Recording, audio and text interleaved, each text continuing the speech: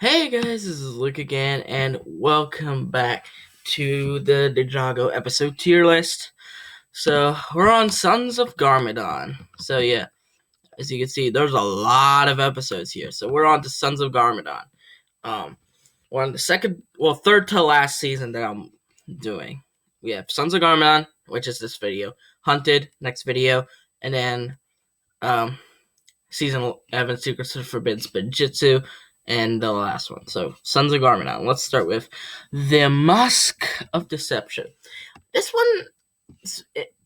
one's premiere is interesting to say the least. It's it's kind of calm, but in a way I like it that it's calm. Starts off with Lloyd finding out about the Sons of Garmadon reuniting with the team, and team just doing their things. We get to meet the royal family. And then we get to see Princess Haruhi, who eventually becomes the villain. And then we see kind of Kai and Nia being somewhat off in this episode. But other than that, there's nothing too wrong about this episode. My problems are Kai is somewhat of a goofball in here, which, I would like later down the line because I'm probably used to it. Nia not bowing because they're royalty. She's such a little prick by doing that. And the royal family pretty much coming out of nowhere. Like, I'm gonna compare it to our real life version of the royal family. We have our own royal family up in the United Kingdom. I'm not in the UK, just so you know. I'm in the US. So, and it's very hard to not let the paparazzi. Very hard to not get spotted by the paparazzi. So, if I believe the paparazzi would have possibly shown, known about, the royal family. So, which means the ninjas should know about them. So the fact that they don't know them is somewhat kind of off. But other than those three little issues, I don't really have any problem with this episode. And this started the overusing cliffhangers thing that Sons of Garmadon is very well known for. The Jade Princess. This was when, we saw Harumi, being, this girl, and she was hanging out with Lloyd, and, well,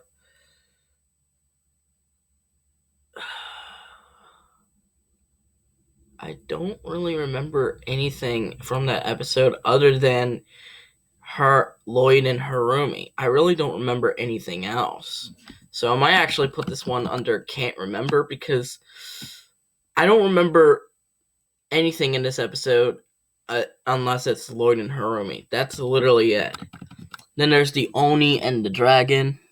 If I can find it. There it is. Oni and the Dragon, which that was at least we get to hear the story of the Oni and Dragon told by Miss Stake, the tea lady, and it was a pretty good story. And we had, Cole, as Rocky Danger Buff, and Zane as Snake Jaguar, and which was funny as shit. Cole just being, making a fool out of himself was hilarious, and I feel like this episode really not perfected, but like did a very good job of blending seriousness with comedy, with drama and comedy together. So I believe that I praised this episode quite a bit. One of the better episodes of Sons of Garmadon. Then we have Snake Jaguar. My friend Ninja Man 285 absolutely loves this episode. It's pretty much fan service to him. And he loves this season as well, so. And this is pretty much a Zane episode, so. But it's the weakest out of all the Zane episodes, sadly. It's the weakest one. And no, I am not counting Corruption, because Corruption more or less focused on Vex than it did on Zane. So this episode was really good. Very good. We got to see, how the Sons of Garmadon run, how they do their things, and we actually get to see a very good plot twist in the end. So I'll put this episode in A, just because one, it's a Saiyan episode. Of course, it's gonna be good. We learn how the Sons of Garmadon run, and we just have an epic plot twist at the end. Dead Man's Squall. It starts off in like, holy shit. It starts off with holy shit. Zane gets nearly beaten to death by Mr. E, and then they try, and then I think a bunch of other crap happens, and Pixel reveals herself to be Samurai X, and Lloyd and Harumi, I think, get stranded because they sort of got stranded in the crash. Zane definitely wakes up, and it has that mystery, has put a spider thing in Zane's body or something, which that was kind of eerie, I guess. So while this is a step down from Snake Jaguar, it's definitely a pretty good episode as a whole. So there it is. That what 79, 80, 80, 80. Wait, which one did I put? Oh, that was Game of Mask. Oh shoot, this is Snake Jaguar. Oh, I'm sorry. I thought this one was. I accidentally put Game of Mask, and there we go. I'm so sorry. 80. Dread and Arrival. I have no idea what happened in this episode. I don't remember it at all. Game of Mask. I know there was that very good. There was the people that scene that everyone praises, Lloyd versus Harumi. And this is where I think Lloyd finds out Harumi is the quiet one. I think Dread on Arrival was when the ninja find out that the baby was Wu, and the ninja find out Harumi's the quiet one. So Game of Mask, I don't really remember too much of it other than that one scene. So can't remember as well. I just can't remember. Then there's 82. The quiet one. No idea what happened in that episode as well. 83. I think this 82, the quiet one, was when they tried to summon Garmadon, and Harumi supposedly fails, but ends up succeeding in the end. So I guess, but other than that, I don't really remember every single thing that happens. I want to have at least I remember at least like a 75% memory retention of the episode for me to give a fair rating. Then there's True Potential, which is holy shit an episode. And I'm gonna put it in. It's like it would be a god tier episode had it not been for Lloyd's own stupidity, Lloyd's own idiocy and overconfidence. To know that it has to be me who does it, or something like that. It has to be me.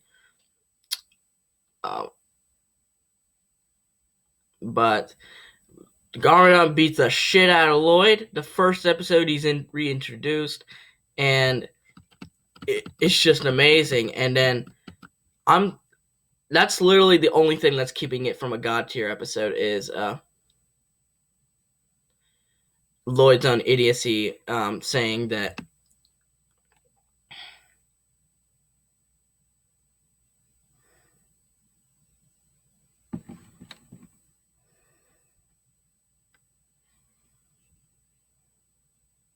and then Big Trouble Little Ninjago. This one, a lot of people sort of like the ending because it was unpredictable.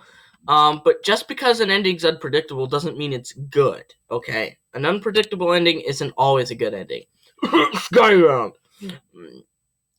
So, and it's the same thing with Skybound here. It's a unpredictable ending, yes, but is it good? And part of the blame is most of the blame is due to myself for not being into the community back in 2018, because if I knew about how it was going to be connected together, then I would have expected it. But I didn't. So I was left in confusion as to what happened, why did it end like this when there's no more episodes going to be in here? So I really thought this was a stupid decision by the Hagemans, because not everyone has internet, Where I'm from, this is not here, but I actually have a second location where I record some of my videos. There's no internet there. There's none. No data. Can't get anything.